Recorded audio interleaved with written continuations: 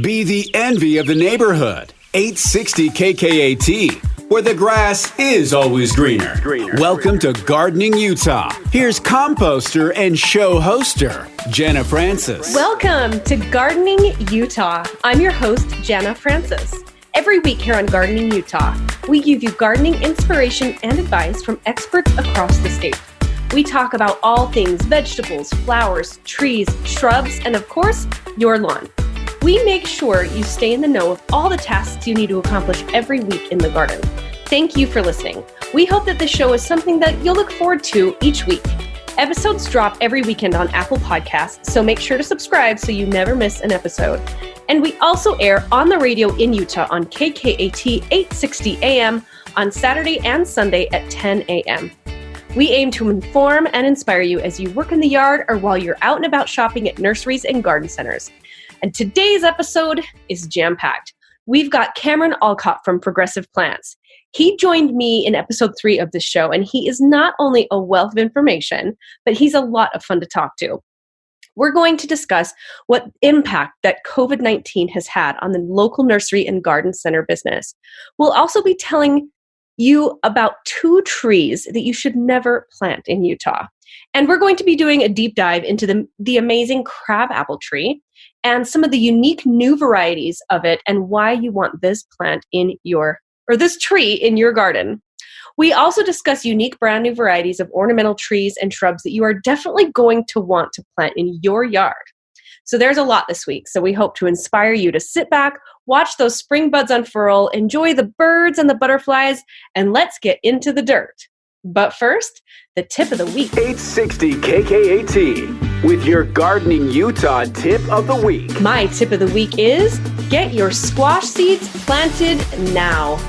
This weekend, if you have not already, this is the perfect weekend to start your squash indoors. You can start your winter squash and your summer squash. And the main difference between summer and winter squash is that the winter squash have a hard, thick rind that will help them store for a long period of time. I personally like to grow a lot more winter squash than summer squash because they do keep for so long. In fact, some varieties that you can get can last all the way through January. So it's really a great way to keep your garden growing, if you will, all the way through the winter months. Now, you can start plants indoors 3 weeks before the last frost date, and that's pretty much this weekend. The reason why you don't want to start your squash plants any earlier than this is because the older plants sometimes will not transplant well. I'm sure many of you experienced gardeners have picked out a squash or 2 from a garden center and you didn't have too much luck with it because the larger they are when you put them in the ground, they just don't do as well as they do if you either sow them directly into the ground or you start them indoors just 3 to 4 weeks before you're going to put them in the ground. And the key to starting the squash indoors is just to put 2 seeds 1 inch deep into 4-inch peat pots and then keep them watered until they germinate. And for the best germination, maintain the seeds at a constant temperature between 65 and 85 degrees Fahrenheit. And of course, as always, using grow lights is the best way to maintain a constant temperature. Now, once the seedlings reach 2 inches tall, use scissors to thin the plants to 1 per pot.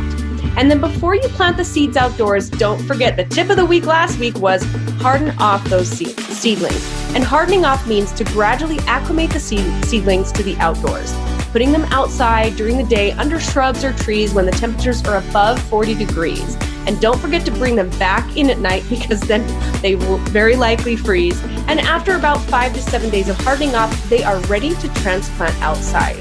Some of my favorite varieties of squash, I love zucchini, of course. Now, my tip there is just plant 1 plant. Unless you're providing the whole neighborhood zucchinis, just put 1 plant in the ground. Sometimes we get overzealous this time of year and we get so excited, and then the next thing we know, in late July, August, and September, we've got so much zucchini we don't know what to do with. So on the summer squash, just maybe 1 per family or 1 per variety. But as far as winter squash goes, butternut squash, pumpkins, spaghetti squash, acorn squash, patty pan squash, the list goes on and on. There's so many delicious varieties of winter squash and summer squash that you can get in the ground. So be creative, go out there, get some great seeds if you don't have them already, and get those planted this weekend. And that was the tip of the week. Never miss a tip for your garden and never miss an episode. The Gardening Utah Podcast with Jana Francis at 860kkat.com/garden. Here's Jana Francis. So before we really get into this episode, I wanted to give you guys a great idea on ways that you can give back while still social distancing. So you may have heard or have been to the petting farm and pony ride at Gardner Village. Well, it's ran by Farmer Gill, and it's an animal rescue. And a lot of people don't realize that the animals there have been rescued from a bad situation. And so they are looking for volunteers. Now, you can go and volunteer and still maintain your social distancing. So I just wanted to throw out that you can even bring your kids to help feed the bunnies. They need help bottle feeding the sheep and some of the other animals and, the little babies. And they also need help with gardening there as well. So you can call Farmer Gill. You can look it up at gardnervillage.com and have a look at the phone number to call over there and ask when they need volunteers. But from what I saw online, they were even accepting people that just show up. So anyway, that would be a really fun way to get your kids out in nature. And again, there's still plenty of ways that they're really paying attention to social distancing there. So it's a safe thing that you can do and really kind of give back and give the kids kind of an educational experience as well.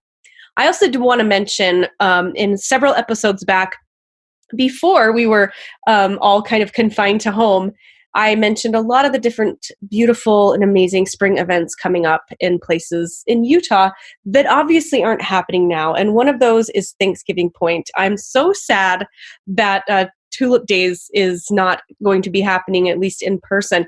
But if you go to thanksgivingpoint.org, they're still kind of bringing the fun to you. They're doing a lot of things on their Instagram and Facebook page where you can see the tulips, and they're also selling them, and you can go and pick them up.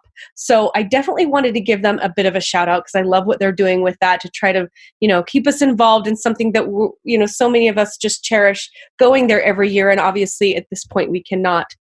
And then as well as I wanted to talk a little bit about what some of the other amazing event-oriented places have going on. Tracy Aviary is obviously closed, but they are doing some really fun things with online. They were doing some Instagram lives. In fact, it was I believe it was a toucan. Or wait, maybe it was a parrot, but one of the parrots, it was his hatchiversary today. So there are some really fun things that you can watch on the Facebook pages and Instagram pages for like Red Butte Gardens as well. Obviously closed, but they're doing some great educational stuff, and Tracy Aviary as well. And there's so many other places in Utah. And if you know of a place or you work at a place that you want us to give a shout out to your event or other things that you're doing to kind of bring the experience to the user through the computer screen, let me know. Go to our Instagram page at Gardening Utah and send us a direct message, and I would be happy to bring it up in next week's episode. So I want to talk a little bit about the guest that's coming up after the break here. His name is Cameron Alcott, and he is a landscape designer, and he works at Progressive Plants. So Cameron grew up in the nursery business. He has extensive plant knowledge, and he's always on the bleeding edge of new cultivars. And his experience running the growing operation at the nursery at Progressive Plants gives him a unique understanding of what performs in Utah and under what conditions. He likes to use a lot of color and mass plantings coupled with unique structured plants to create statements in landscape designs. He's also very well versed in maintenance techniques for individual plants, and he often teaches classes in design and often consults with contractors and landscape architects on plant selection. And in general, Cameron is a hilarious and fun, very, very inspired and interesting person to talk to. So right after the break, we're going to be talking to him. We're going to talk about the trees that you should never plant in Utah. We're going to go over beautiful crab apple trees and new varieties there. And we're going to talk about how COVID-19 has impacted the nursery and garden center business here in Utah. Stay with us right after the break. She's more than just gardening puns and sage advice. It's Gardening Utah with Jenna Francis on 860 KKAT.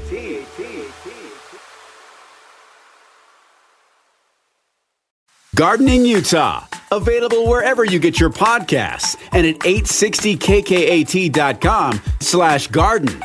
Here's Jenna Francis. Welcome back to Gardening Utah. With me is Cameron Alcott from Progressive Plants. Hi, Cameron. Hey, Jenna. How are you doing? I'm doing really good. Really good. Thanks Cool. for joining me. Yeah.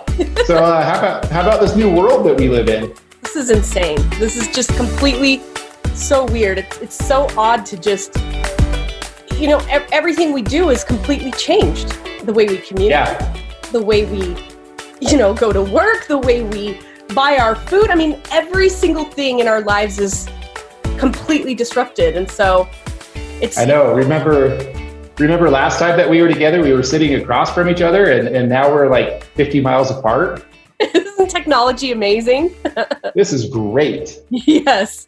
Yeah. And it was funny because in that show, we had really no idea. I think we recorded that, at the beginning of March. We had no idea what was about to hit us. Yeah, it was like a week or two before the shelter at home. It was. Yeah. And we even mentioned, we brought up coronavirus at some point, but we knew it would eventually come here, but I don't think I don't think anyone had any idea how it would disrupt our daily lives. No, I don't think anybody really knew how serious it could be either. And I think that we're now really coming to grips with the gravity of it and how much it is going to affect our lives and how safe we really need to be at this point. Absolutely. So things are very different. It really is. And in a way, I think that what I keep trying to tell myself is there's got to be something, what's the lesson here? I mean, I think there's so many, but one of the lessons I keep thinking of is, really, I think as humans, we're going to be a lot more careful. And in general, most people will probably be a lot more sanitary when they're out and about in their daily lives. But it's interesting how it's impacted business so much. And we wanted to talk a little bit about that and how it's impacted the garden industry, because a lot of businesses right now have had to close or they're completely suffering. And it's really fascinating how this has impacted gardening, because I talked a lot about it on last week's episode about how it's created this mentality of, people realize when they go to the store and see these empty shelves, they realize, oh, whoa, feeding my family is a lot more than just going to the store. And so it's created this resurgence of interest in gardening, which is great for you and your business, and it's great for my show. Yeah, it's like the victory gardening again, all over, like what they did in World War II. Isn't that the truth? It's been kind of interesting to have a look at that. So why don't you, as I mentioned earlier, Cameron is really kind of the epicenter of a lot of things happening in the gardening space with trees and ornamentals and shrubs and plants. And so you really have a good handle on how this has impacted business. So let's talk about that. Well, it was really kind of interesting because, when we were kind of joking before, and before we realized the seriousness of all of this, it was really interesting how quickly things changed for us. I mean, once I heard that we were going to do this kind of lockdown pandemic thing, I'm like, oh no, this is going to be really hard. It's going to destroy the economy, businesses, whatever, and all that. And one of the things that I kind of thought of, and I think I kind of alluded to this in our last show, is because one of the things that's very important to me is that people get outside and actually, commune with nature in such a way, and all of a sudden people were stuck at home with nothing to do.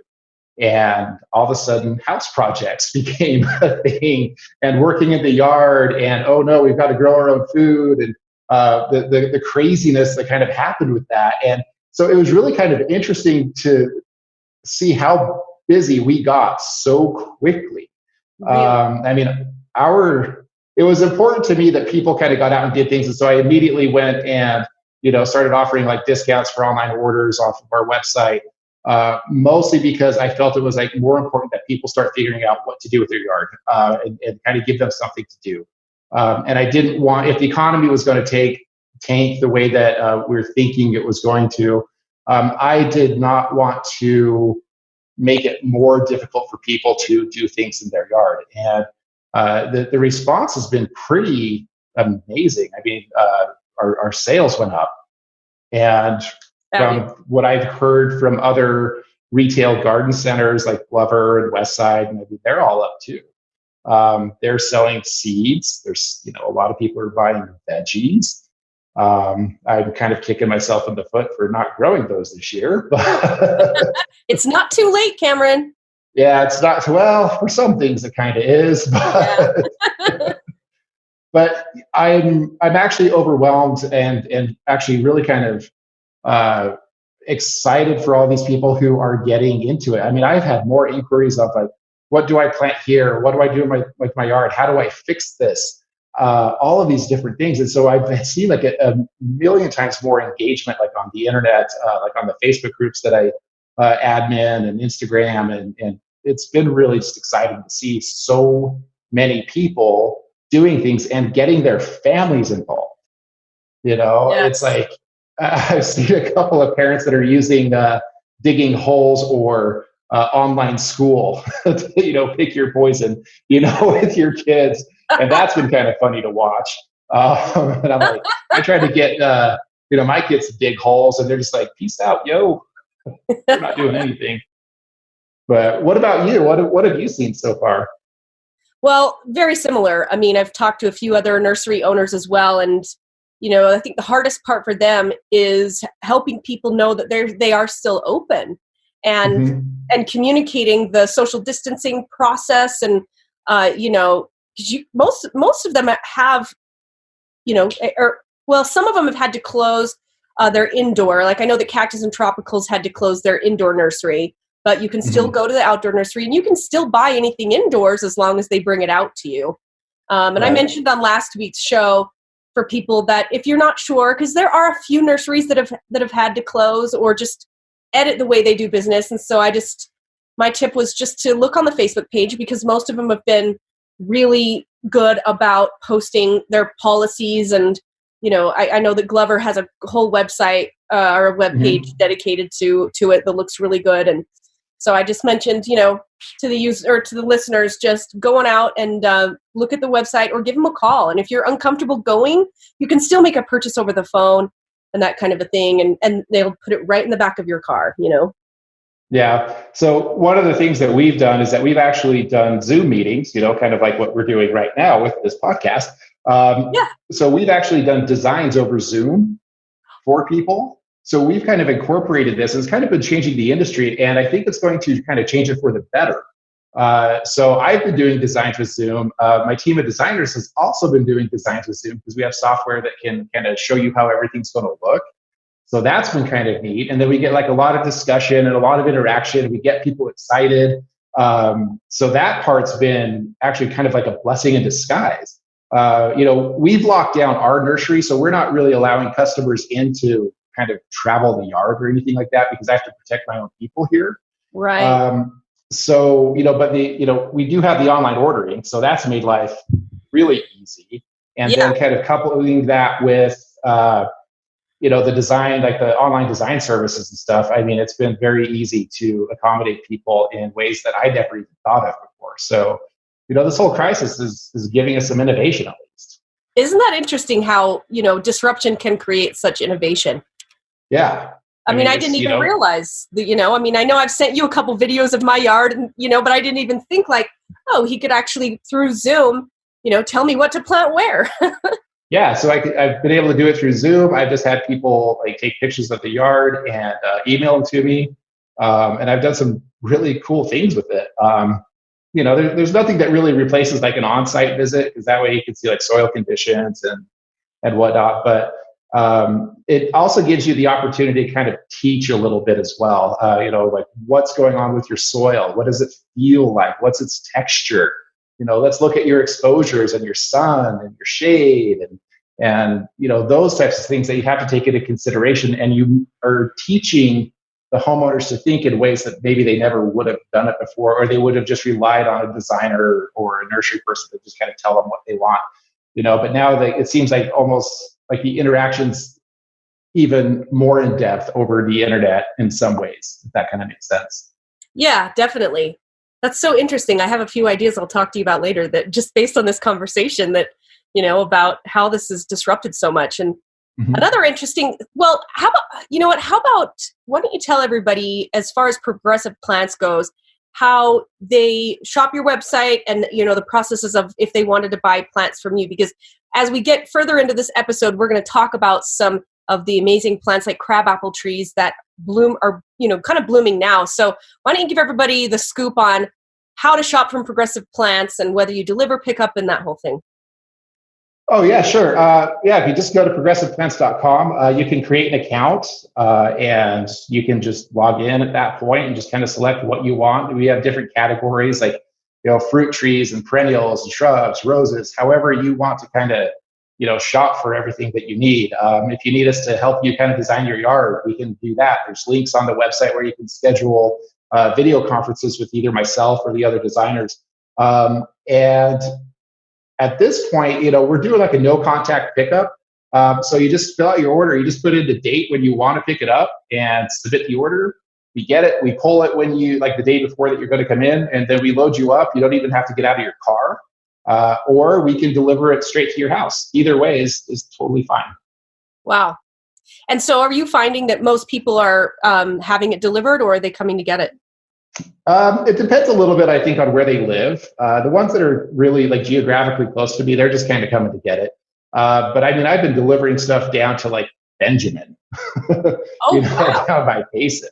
I've been shipping stuff up, what's north of Ogden besides Idaho.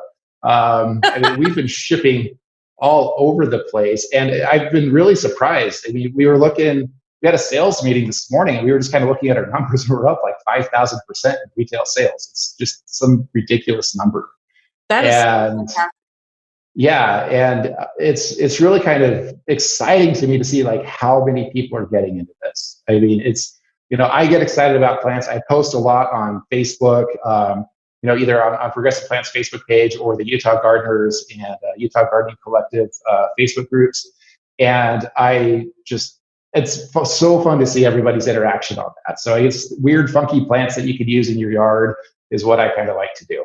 Yeah, that's so cool. And, the interesting thing that I think is going to be remembered by so many people this time of year or, in the future, they'll think back. Because the one of the beautiful things about gardening is the effort you put in now is going to pay dividends into the future every single year. And absolutely. So I think that, I always call it, I'm going to give myself I'm giving myself a future gift, Mm-hmm.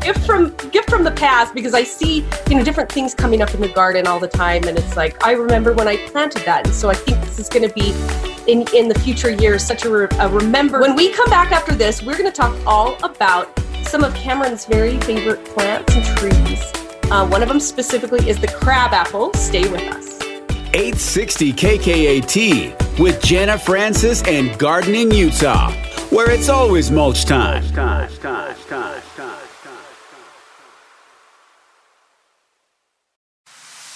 She really does have the nicest yard on the block. It's Gardening Utah with Jenna Francis on 860 KKAT. Welcome back to Gardening Utah. I'm your host, Jenna Francis, and I'm here with Cameron Alcott from Progressive Plants.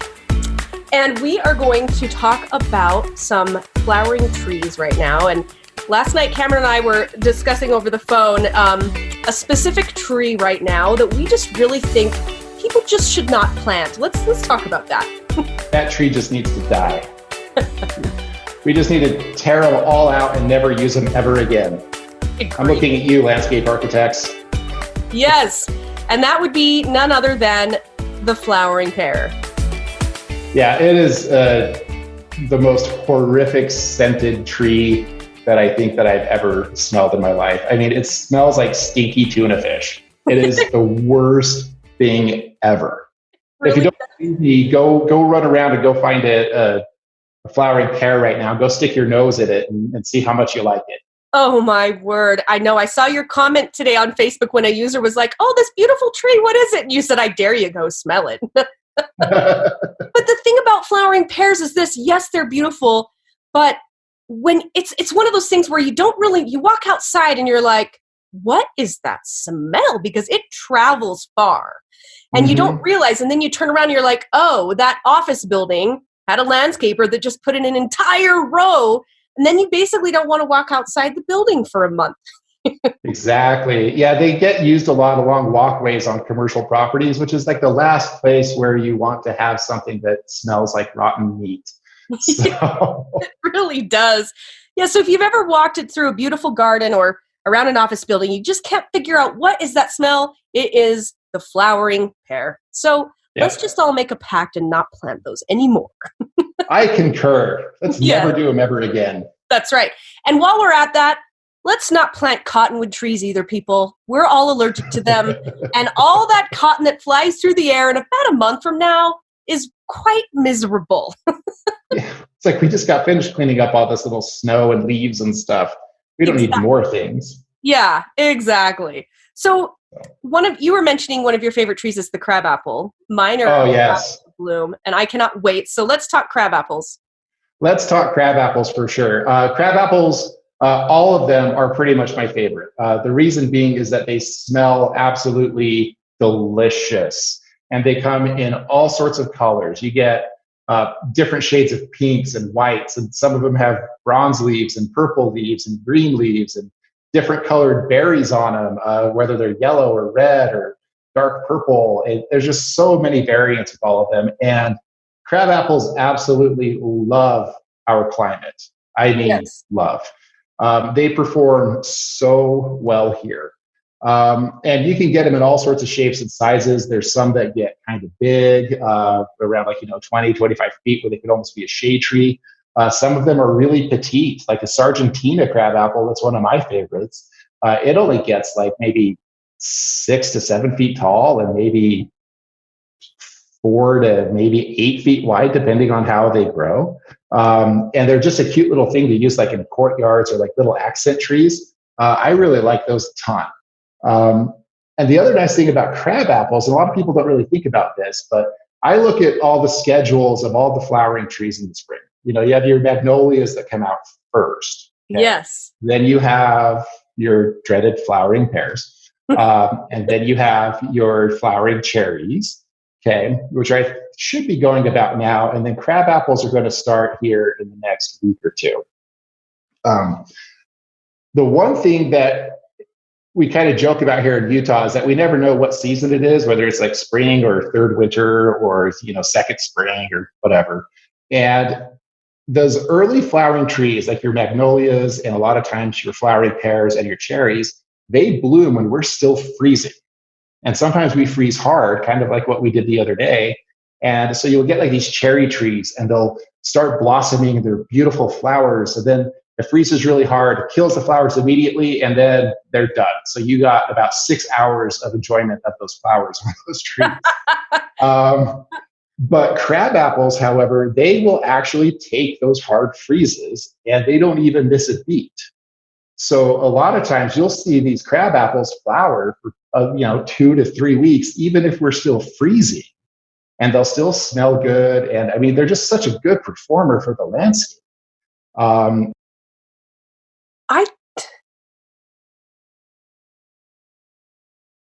I lost your audio for some reason. Oh, sorry, sir. Oh, there. Now you're there.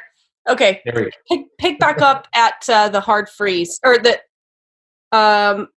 Actually, I'll just cut off and then I'll start talking. So never mind. I'll get back into it on what I didn't hear. Sorry, had a phone call. No, it's fine. So I'll just make sure we go over by like 20 seconds. Okay. So I didn't realize. I had no idea. I just learned something entirely new that's fascinating to me. I did not realize that crabapples could take such a hard freeze. That is such a good, that's such a good selling point for that tree. It is. No, and I mean, my mom's yard is full of crabapples, and it is just the most wonderful place to be in around like late April to early May, because that's when it's warm enough to where you want to be outside again anyway. Like even at this time of year when like all the flowering pears are blooming and all the cherries are blooming, it's still kind of cold. Like I don't really want to be outside. Like it's okay.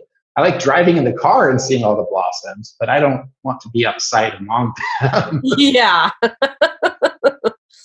So, but some of my favorite crabapples though, I mean, you can get them in like some of the weeping varieties. If you like the weeping look, like Louisa is one of my favorites, Red Jade, Ruby Tears.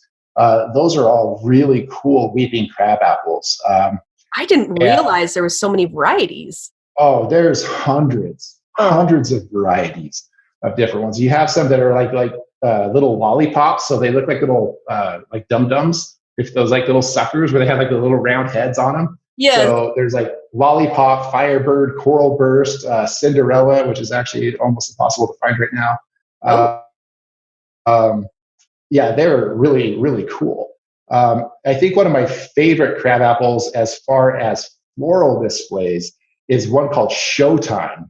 It has big, huge, like pink magenta type flowers with like bronze foliage. There's nothing like it. It looks so good, and they smell really good too.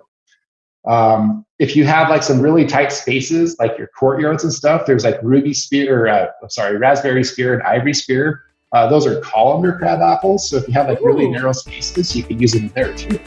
So it's really kind of cool. I did not know there was a columnar crab apple. There's a crab apple for every situation. Oh my word, okay. I need to up my crab apple game. I have two really beautiful ones, but I actually need to figure out the variety. I'll have to send you a photo when they're in bloom. Maybe you'll know. Probably. Yeah, now I need a columnar one and I need a weeping one for sure. And then you need that Cinderella one because you said that they're rare. So now, of course, I have to have one. Right? My mom's got one in her yard. I'll take a picture of it and send it over to you. Oh, awesome. That is so cool. Okay, when we come back, right after the break, we'll be back with Cameron Alcott from Progressive Plants. Stay with us. She's more than just gardening puns and sage advice. It's Gardening Utah with Jana Francis on 860 KKAT.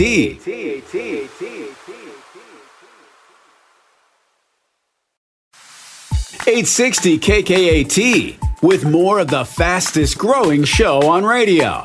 It's Gardening Utah with Jana Francis. Welcome back to Gardening Utah. I'm your host, Jana Francis, and with me is Cameron Alcott from Progressive Plants. And we're going to give you guys the scoop or the dirt or the shovel or whatever you want to say. We're going to give you the scoop on garden plants that you can put in your yard that no one else has. And this hits home with me because I love, I'm kind of a collector of rare, iris and, like when you mentioned earlier about the Cinderella crab apple, it was like, I must have this. So, tell me some of because you guys have such an amazing selection at Progressive Plants and it's just really cool stuff. So let's talk about that. Well, one of the things that I like to do when I do designs is that I'll try to get like a centerpiece for different areas of the yard and then try to work around that. And those centerpiece plants sometimes are kind of difficult to find. So I try to go and, actually my sister's the better one at this. She's the real plant nerd of the family. But she'll actually go and just try to find weird stuff that work in other climates and try to bring them in and try to get them to work. So we found some success with a couple of things. There's one that's called like a Marley's Peak Styrex. It's also called the Japanese Snowbell.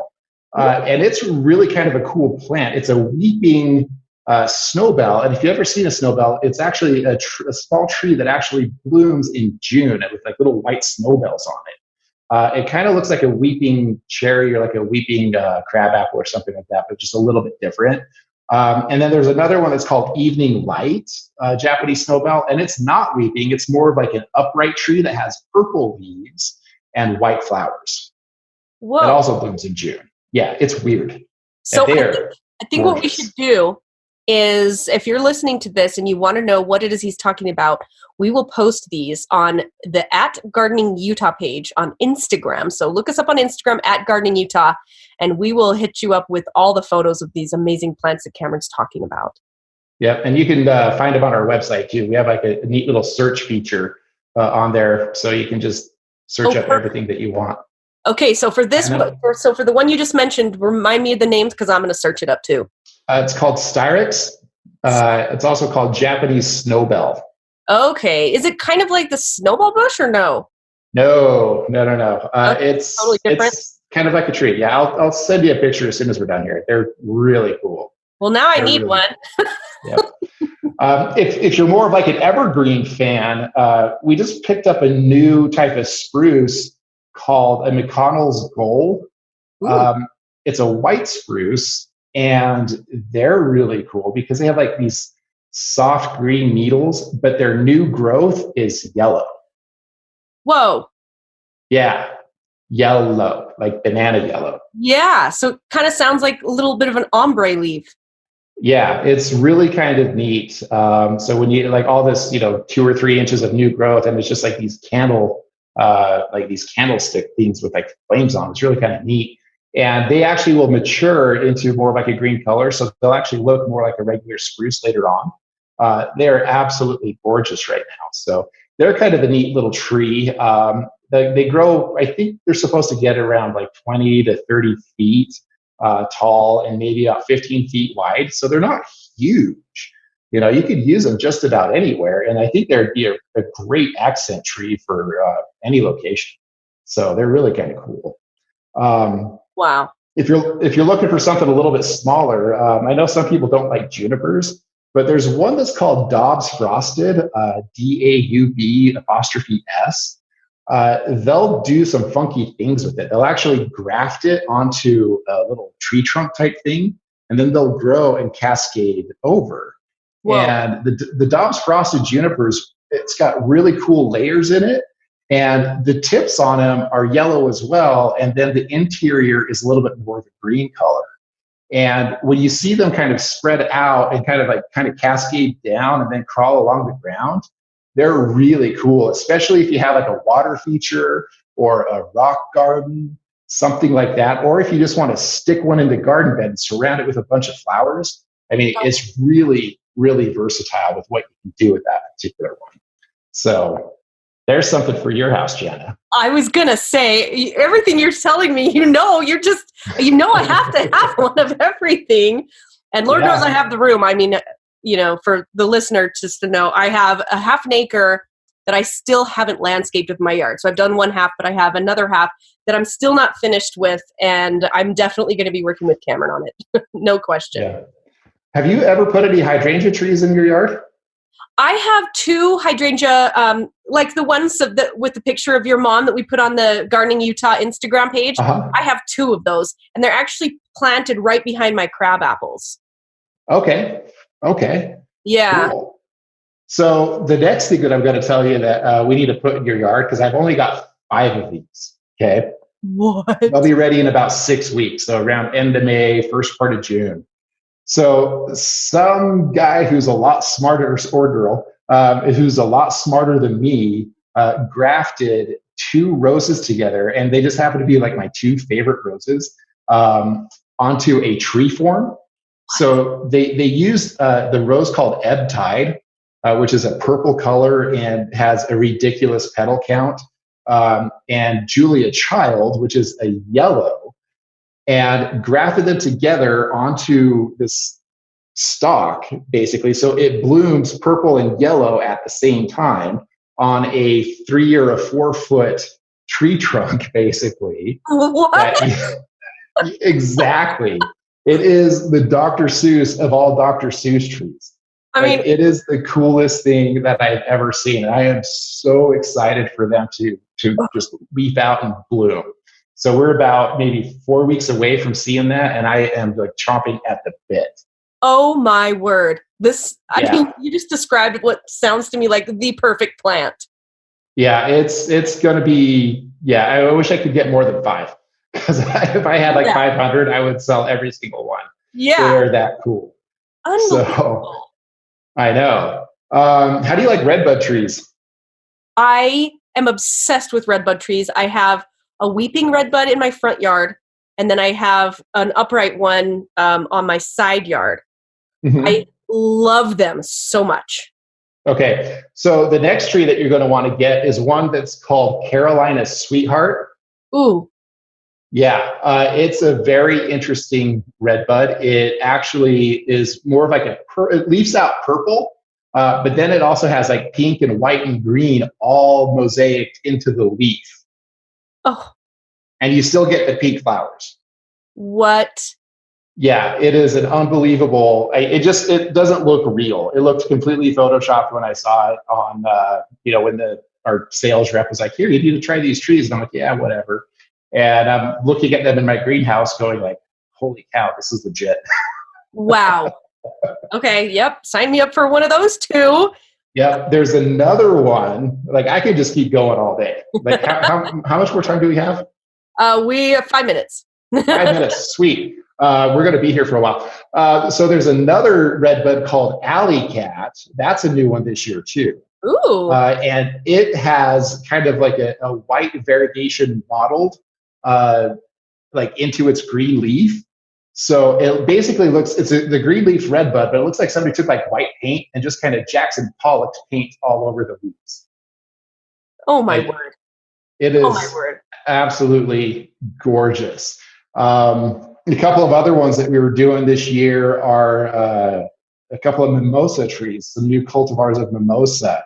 One of them is called Evie's Pride. And it's really interesting. They're leafing out in the greenhouse right now. But they start off kind of like this crazy bronzy tropical red color with some green. And it's the weirdest thing I've ever seen in my entire life. And it's really hard to find pictures of it on the internet because there just aren't any. So I'm going to be, as the leaves start to mature, I'll get some pictures and I'll post them online. But they are really kind of neat, and they still flower. Yeah, and it's a summer bloomer too. Like they bloom in July. What? Yeah. So that's an extra reason to have one. Nothing blooms in July except for annual flowers. Yeah, I know. Like July is always like this weird dead spot when it comes to flowers, and especially between like July 4th and July 24th, it seems like there's really nothing blooming during that time. Totally. I like to, utilize like a lot of foliage plants during that time. So if you get like your laced up elderberries or black lace elderberries or lemony lace elderberries, things that have like a lot of foliage to them and lots of color, those help out quite a bit. Oh man, what else are we doing this year that's just like really kind of cool? I'm trying to think. We've done so many cool things this year. Yeah, and you know what we'll do? I will make sure that we'll post these on our Instagram page at Gardening Utah, but we'll also put these, if you're listening to this on Apple Podcasts, we will put a link to each one of these plants in the episode notes. So if you're listening and you're wanting to write all this down, we'll do the work for you and put it in the episode notes on Instagram. This will be very, very cool. So the mimosa tree, I can't even picture what that would look like. I'm wondering if I've seen one before. You've seen a mimosa tree. They're all over in California, and you'll see them around here quite a bit. My mom's neighbor actually has a burgundy leaf one. It's called Summer Chocolate, and it's really pretty. I mean, it is like a brownish burgundy, and then it has like little pink wispy flowers on it. They're absolutely gorgeous. I know some places are kind of like borderline hardy, but as long as they have like a little bit of protection, like on the east side of like a building or something like that, they'll do just fine. There's actually a weeping variety of that chocolate, summer chocolate. It's called Chocolate Fountain, where it'll actually get, I think that's about like 12 feet tall, and then it just kind of cascades down. Oh, wow. It looks like a little, kind of like a Cousin It type of tree. I mean, it's really kind of cool. So, I mean, I'm excited for all these new trees that we're actually pumping out this year. So I think that they're just going to be really popular here going forward. I love it. Of course, I need to have these now. Well, and it's I know there's never enough space in innovation. I just love to see the innovation and seeing brand new things, and just really experimenting and discovering and just new stuff besides the arborvitae and the juniper. Yeah. Well, and it's fun to find new ways of using things. Yeah. That's the other thing is, a lot of these plants that have been tried and true for so long, trying to find a different way to use them, I think is the ultimate goal too. Because I mean, there are uses for everything. Isn't that the truth?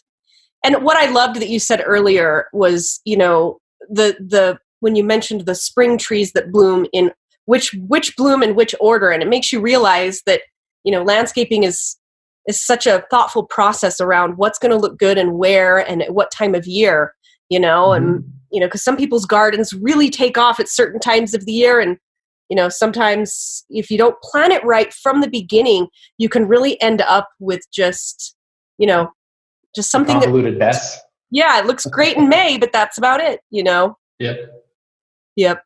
Well, Cameron, you're amazing. Thank you so much for joining us today on... Thanks for having me on. Definitely. Well, that's it for today's episode of Gardening Utah. I really hope that you enjoyed this episode and were inspired or learned something new. Please subscribe to the show on Apple Podcasts or wherever you get your podcasts so that you never miss an episode. And look us up on Instagram. We're at Gardening Utah. And send us a message and tell us what you'd like to see. Now, if you or someone you know is a garden guru and would like to be considered a guest or a sponsor of the show, send us a message on the Instagram page at Gardening Utah. And help us get the word out about this show. Tell a fellow garden friend, and I'd love to have them join our Gardening Utah group of listeners. This show is a Cumulus Media production, and shout out to our producer, Lambo. We'll see you next week on Gardening Utah, and remember, grow big or go home. When you're ready to grow big or go home, make your neighbors green with envy. Get the Gardening in Utah podcast, Gardening Utah. Available wherever you get your podcasts and at 860kkat.com/garden.